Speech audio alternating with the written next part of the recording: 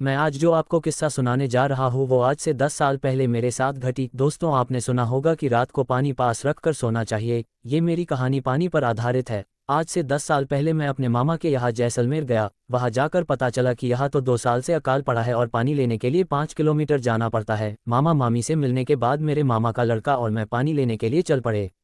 रास्ते में पैदल चलते हुए थक गए थे और एक जगह बैठ गए। तब उसने एक किस्सा सुनाया कि पिछले साल पानी की वजह से एक औरत का बच्चा रो रहा था और वो काफ़ी बीमार था, इसलिए वो पानी मांगने हमारे गांव में आई, लेकिन उसको किसी ने पानी नहीं दिया। जब वो वापस लौट रही थी तो रास्ते में उसको ठाकुर के घर पर पानी दिखा तो उसने बिना पूछे पानी पीने की कोशिश की। जब उसको ठाकुर ने देखा तो वो गुस्से से आग बबूला हो गया और कुदाली लेकर उस औरत की तरफ दौड़ा। उस औरत ने भागने की कोशिश की लेकिन वो गिर गई। ठाकुर ने बिना आव ताव देखे कुदाली से उस औरत की हत्या कर दी। उसके एक दिन बाद उस बच्चे की भी बिना पानी के मौत हो गई। कुछ दिनों बाद खबर आई कि उसी कुदाली से ठाकुर को भी किसी ने मार दिया और धीरे धीरे उसके पूरे परिवार को किसी अनजानी ताकत ने मौत के घाट उतार दिया।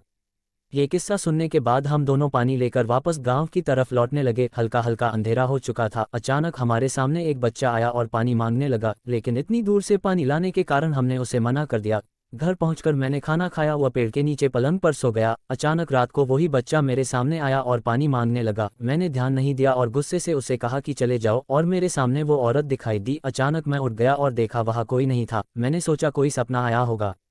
फिर रात को 2 बजे के आसपास मैं पेशाब करने के लिए खुले मैदान की तरफ गया और मुझे पानी शब्द सुने दिया। मैंने सोचा मामी होगी। फिर मैं वापस पनलिन की तरफ लौटा ही था कि अचानक फिर पानी शब्द सुनाई दिया। अब मैं गुस्से से आग बबूला हो गया और कहा, कौन है सामने, आओ अभी पानी देता हूँ। इतना कहते ही मेरे पीछे किसी के होने का अनुभव हुआ तो मैंने पीछे मुड़कर देखा तो एक औरत कुदाली लेकर खड़ी थी। मैं डर के मारे बहुत जोर से भागा और रास्ते में एक पत्थर से ठोकर लगने से नीचे गिर गया। उसके बाद जो हुआ वो चमत्कार से कम नहीं था। उस रात हल्के बादल थे और अचानक कुछ पानी की बूंदें उस औरत पर पड़ी और वो औरत गायब हो गई।